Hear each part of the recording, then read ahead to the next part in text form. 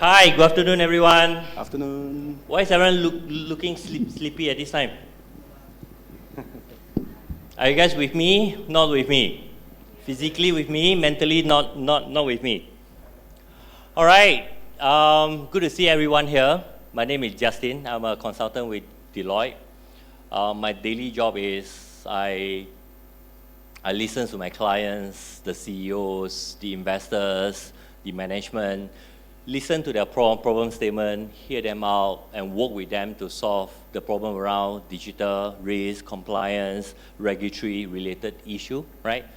The 10-15 minutes that we are spending together, I'd like to give everyone a bit of perspective from my day-to-day life by working with this key executive, successful investor, how they build their career from a journey that they have navigated themselves. All right, if I can move on to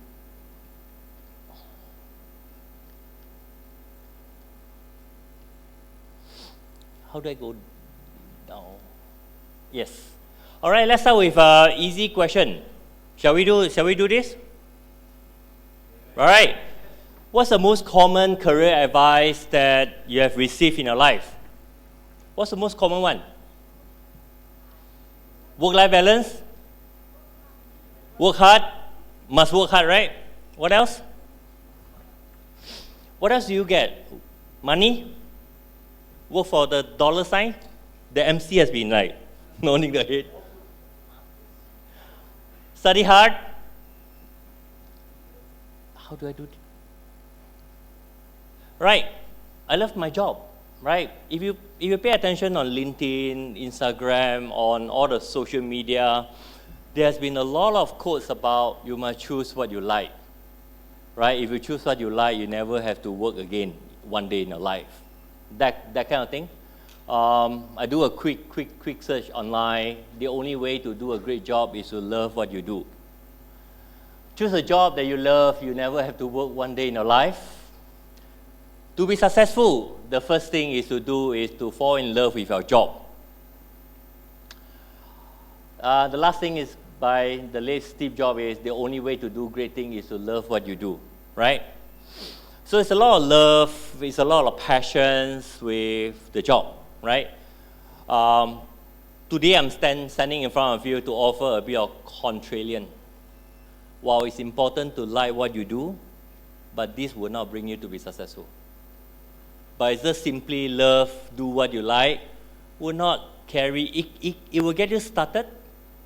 It may not get you to the destinations that you want to get to, right? Just a bit of contrarian view that I just want to bring everyone through. In my view, we need three things. The first thing is about a bit of aim, right? Aim is about when we always think about navigating. The title for talk today is about navigating during the period of uncertainty. Is to have a bit of aim. It's to have a bit of destination in mind. There's no different from driving a car on the road. If you want to get into Johor, what way should you be getting to, right? If you want to get to Penang, you know that you cannot head south, right? What I don't see enough is, or what I hate seeing in when I look at the career planning, the journey of some of the young ones is that I tend to see a lot of U-turns in life. All right, they think that they want to get to Penang, but halfway through they make a U-turn to go Pahang, right? They think that they want to go to Johor, but they stop by for Malacca for a few years. All right. So first thing is really, you need a bit of vision. You need a bit of imagination, thinking. Where are you going from today? Am I making sense here? All right. So it's an articulation of outcome, a desire that you're trying to achieve in life, right? And some of you will say like, oh, it's all great, but how do I know the destination in life, right? So it tends not to be easy. I signed up for this school of thoughts, all right? It's a Japanese word that's called ikigai. I hope I get it right. Any Japanese speaker here? So ikigai is a concept of trying to find out what you love, what you're good at, what can you be paid for, and what the world really needs, right? So you kind of think about it, that if you do get, let's just say the first one, what you love, if you do what you love, what you're good at, what the world needs, you will be happy and be delighted, but there's no wealth because you don't do something that you can be paid for. It's all good, right? If you do something that you like, if you do something I like, something that you need for, something that you can be paid for, there's a lot of excitement, but they give you a sense of uncertainty because you tend to do things that you're not good at, all right? The other equation, let's just get to this, is that what if you do something that you like, you're good at, you can be paid for, but that's not what the world needs. You'll be comfortable, but there's a feeling of emptiness. The last one, if you do something that you like, something that you're good at, something can be paid for, but it's not something what the world needs, you will be satisfied. There's a strong sense of satisfaction, but there's a feeling of usefulness. There's a lack of usefulness, right? So what you have or what you're trying to achieve is you can plot in a diagram of Ikigai to trying to see what do you really like, what the world wants, what you can be paid for, and what you're truly good at. Hope that's the first things that you can think about in searching for your soul and your destination. So that's the first thing. Have an intent in mind, have a destination in mind, in a career planning and a journey. The second thing is really about action. Get the work done, right? So in my daily life, I work with some of the bank CEO, some of the investor, some of the founder for unicorn tech company. One observation that I can clearly call out that's consistent across all these successful people, they work harder than me. All the successful people, they work harder than maybe you and I combined, or maybe the hours of all of us in this room combined, right? Right. So if you can think about it, I work for a firm where maybe 7 years ago when I make partners, I feel like, hey, I make it to, in an accounting firm, in a consulting firm, partnership is a pinnacle, right? So kind of make it there 7 years ago, and I told myself that, hey, I make it there and I can stop working, right? But the truth is, it's actually not true. I work harder after the promotions than before the promotion, right? When I work with the bank CEO, when I look at the working hours after the appointment and before the appointment, you realize that the more works, the working hours, with a heightened responsibility, they tend to work harder than before, right? In the past CFA event, we got a chance to speak to Tan Sri Abdul Wahid Omar, right? Currently a chairman of Bursa Malaysia, former CEOs of Maybank, TM, was ministers in the Prime Minister's office. He has this working style about 16 work hours a day, right? I'm not asking you, all of you, to work 16 work hours a day, right? So I'm just saying that someone who make it there, they put action, right? So you have to work on it. Nothing will really work unless you put in the right effort and the work. And a lot of us, when I look around, we are very fearful to start the first step. Honestly, it's actually the first step that is the most difficult, right? You know that you want to get there now with a destination in mind set. What is the most difficult thing? To do the action, to actually do it, right? So my encouragement here is start with some baby steps. Start with some baby steps that you make it as part of your life, that you can do it every single day, all right? So once you start to get the routine up, you actually think that it's actually not too difficult after all. Moving on, the third one is about repetition. So after having an aim in mind, having a destination in mind, having and work on it, the next step is really about going through this recurring and repetition process until you have achieved an outcome.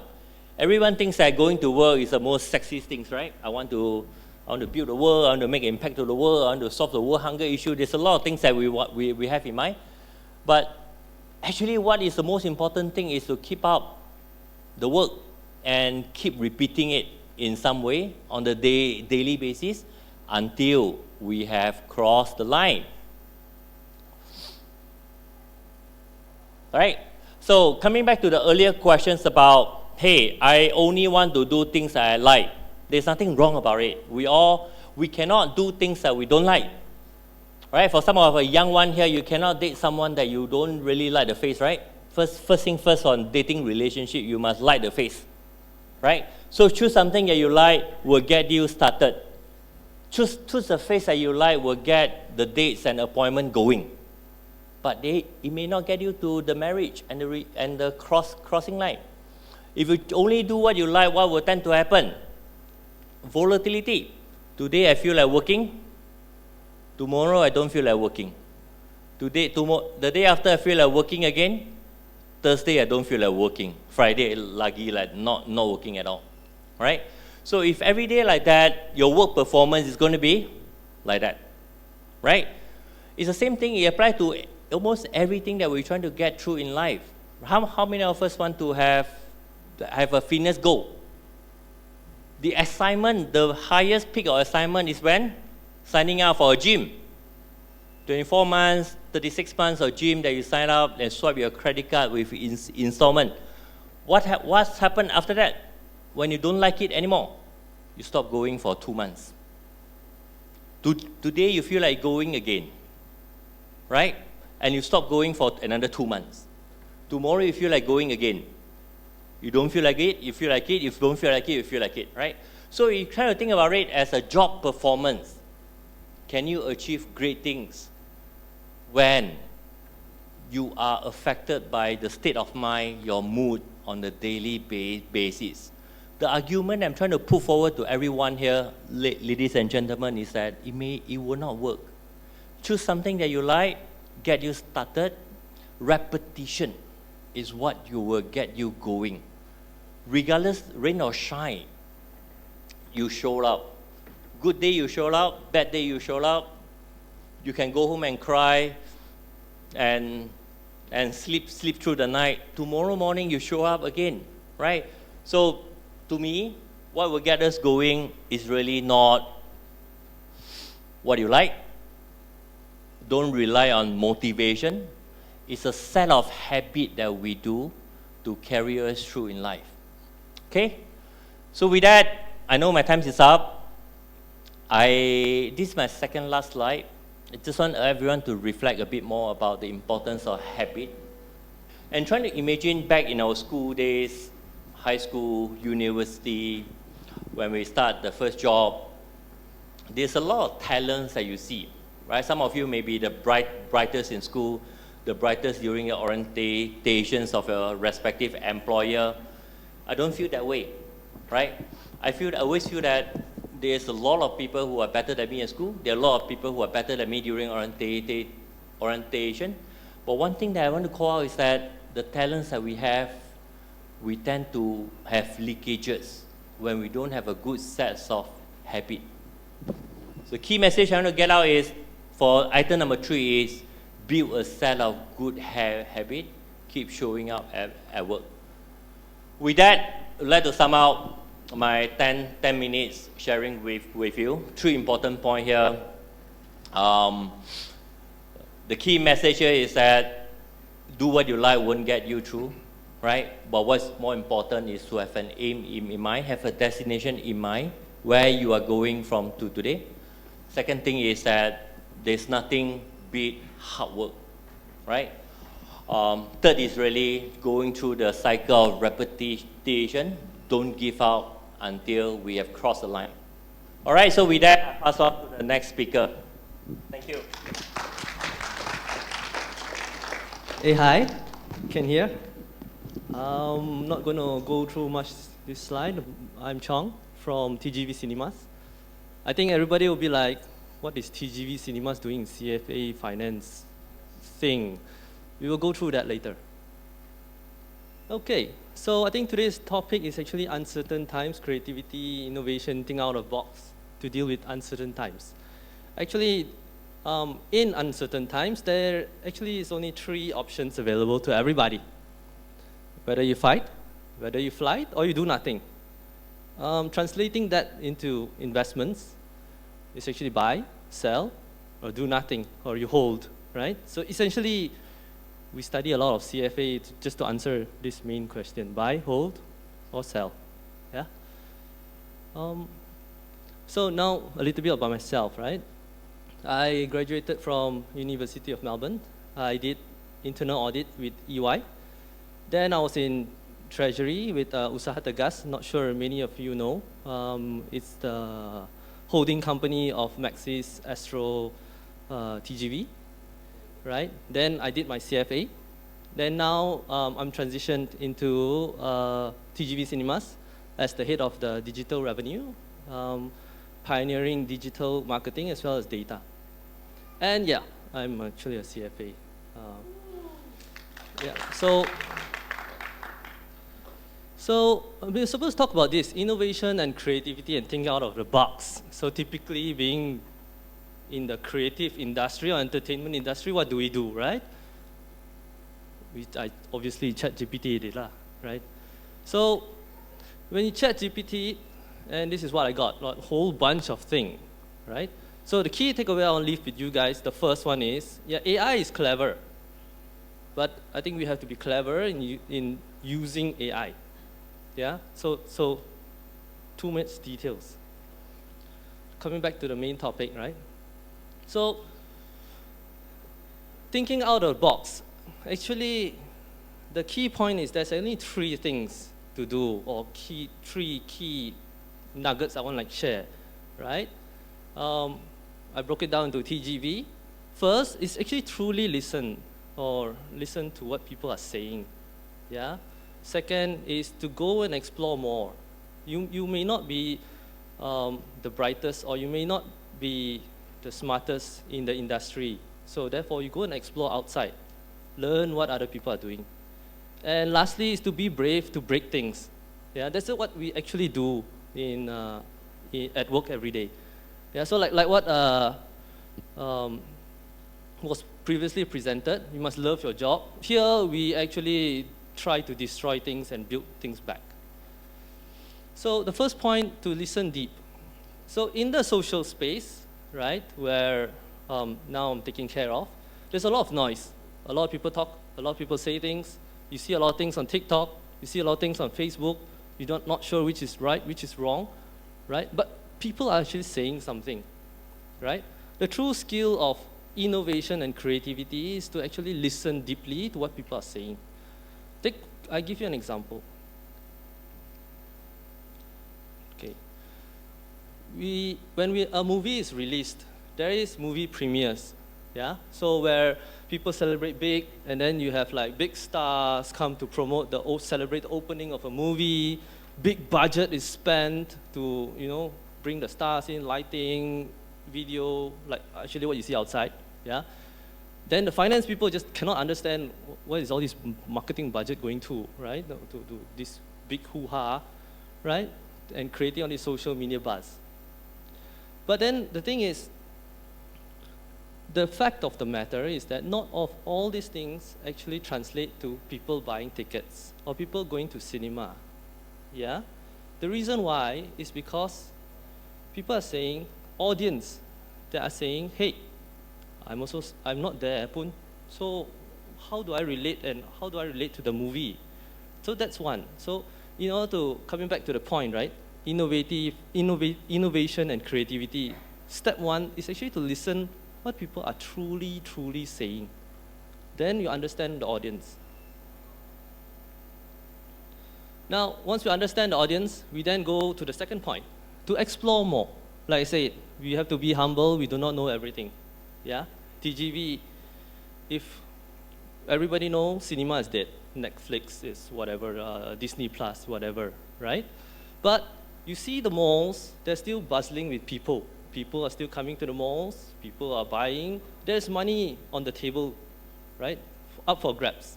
So what do? We actually copy people's idea, in the sense that, look, innovation and creativity is actually thinking out of the box. Sometimes we go outside of the box to explore what other people are doing. Take, for example, we make our place entertaining. TGV Cinemas, we have a big foyer space. Yeah? So why not use that foyer space for entertainment, where people come and have fun?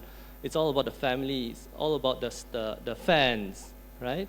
So these are sort of the way which we copy from other industries, like the toy industry. Hamleys UK, for example, we go in there, it's like a party, it's like a tourist attraction. So copy others cleverly.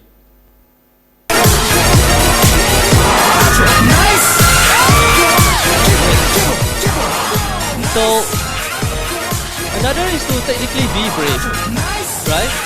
Be brave and break things, right?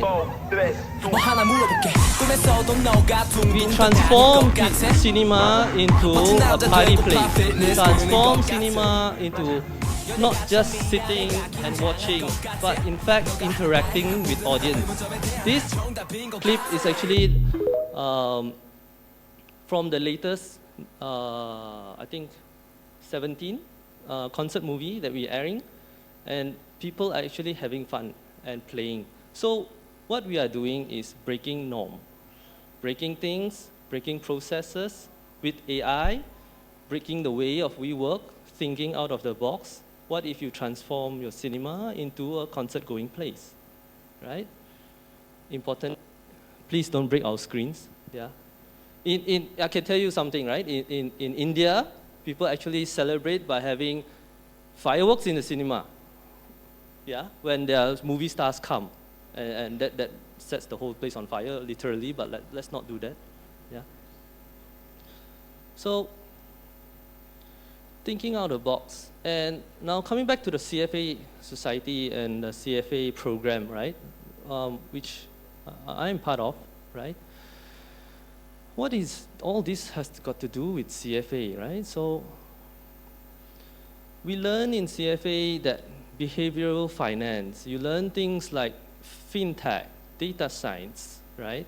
Asset allocation and all this ethics. Technically, the thing that you learn, if you are cleverly and you know how to think of things differently, technically all these skills are transferable to other industries, right? So behavioral finance, for example, FOMO, that's what we use literally every day to get people to buy tickets, yeah? And herd mentality, yeah? That's another way we actually use to sell movie tickets. So this is some of the thing. This is the next takeaway I want to share with you guys, right? Invest in yourself, like what he previously just mentioned, right? Creatively copy concepts, tweak a little, yeah, such that you don't get into copyright issues. That is seriously legal issues. But like, understand concepts and just change things.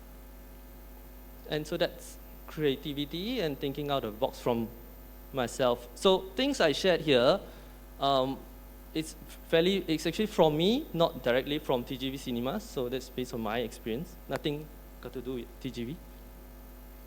I'd like to leave or end my presentation with just coming back to the main question I started off with, right? So during uncertain times, in the investment world, we have buy, sell, or hold.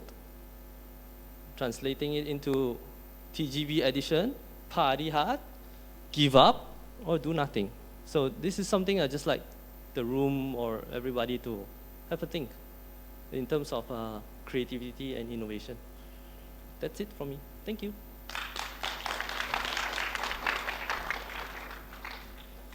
Sorry, who's next? She's shy. She's from CIMB. Hi. We got share price.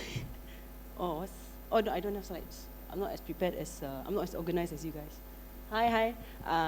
Okay, maybe just an introduction, right? Yep. My name is Azima. Maybe a bit of background on myself. I am currently doing M&A regionally with CIMB.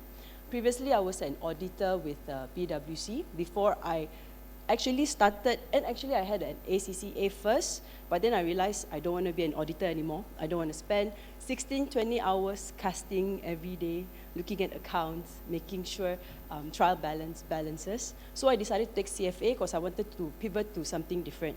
And that's when I discovered the pathway to investment banking. And that's when I went to Maybank to do a project finance in the investment banking industry. If you don't know what that is, basically when a company or when the government wants to build a new hospital, for example, they will hire a financial, they will award it to someone, and they will get the financial advisor to do the commercial negotiation with the contractors, the O&M operators, the bankers. We help to negotiate the rates. We help to do the financial modeling in terms of making sure and showing the banks that there is an ability to pay, and we sensitize several scenarios for the banks so that they're in a very comfortable position to provide the lending. And all of this actually is very useful. CFA has been very useful in actually sort of giving you all these skills. So I've actually leveraged a lot of my CFA knowledge in doing investment banking. Then after that, I got bored of doing financial modeling day in, day out, and I sort of then pivoted to mergers and acquisition.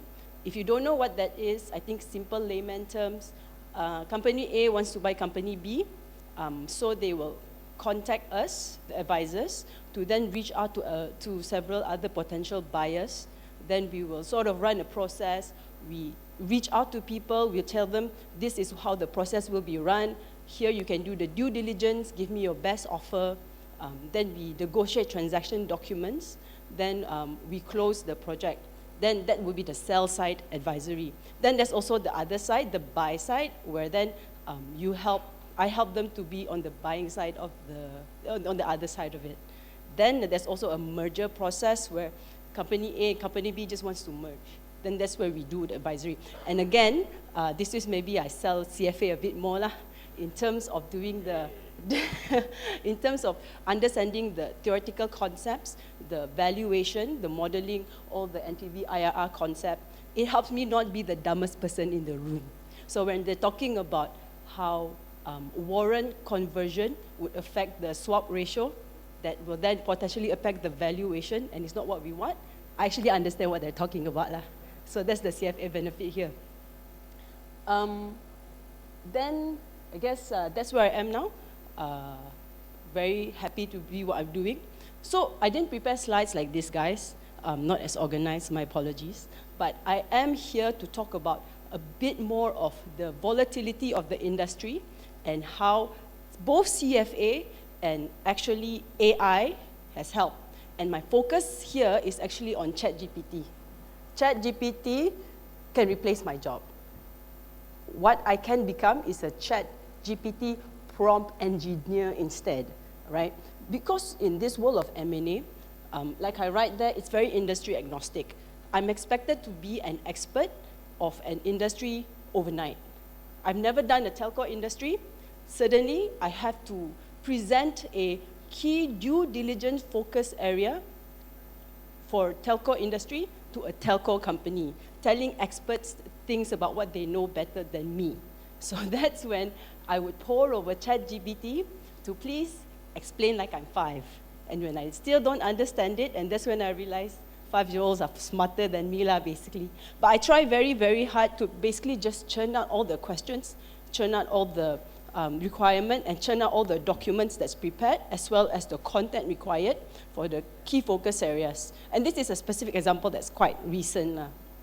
And that's when the client actually said, that's pretty good job, right?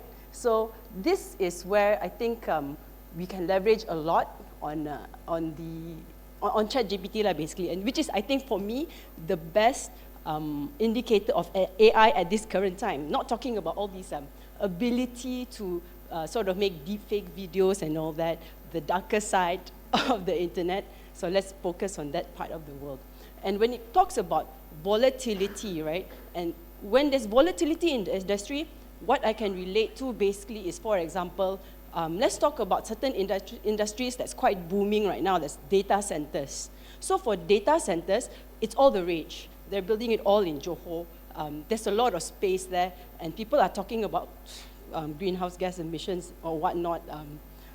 But for the data center, there's a lot of activity going in where people are trying to see how to invest in it, how to buy it, or how to sell the ones that they already have. But the volatility that comes in is now, people are saying, now it's more compacted. You do not need actually such a big space. To be able to drive that much processing and information, you need a smaller size, and it's getting smaller and smaller. So most of these investments are getting obsolete very, very fast.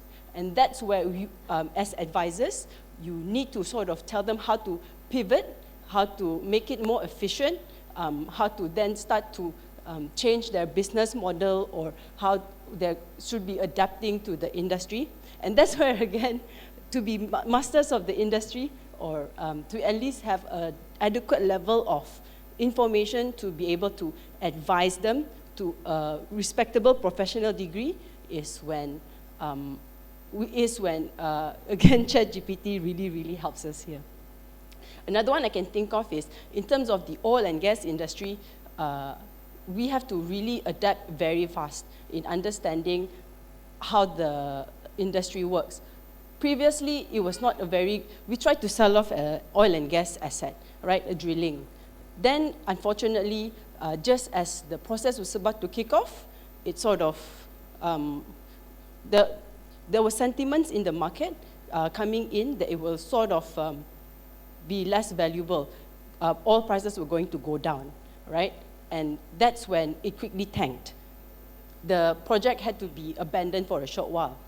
Then what we had to do was, again, volatility, again, using news, again, trying to sort of gather information to be able to identify when there will be an uptick market again, when we know that it will going to, we know that oil prices will be a lot better now, or the industry will be sort of hot again, is when we start going out, looking for clients, those with the assets, and telling them, before other banks coming in, hey, this is the time.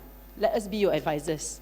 We know what to do, right? So in terms of this volatility in the industry, truly you have to try your best to keep up. Try your best to always keep educated.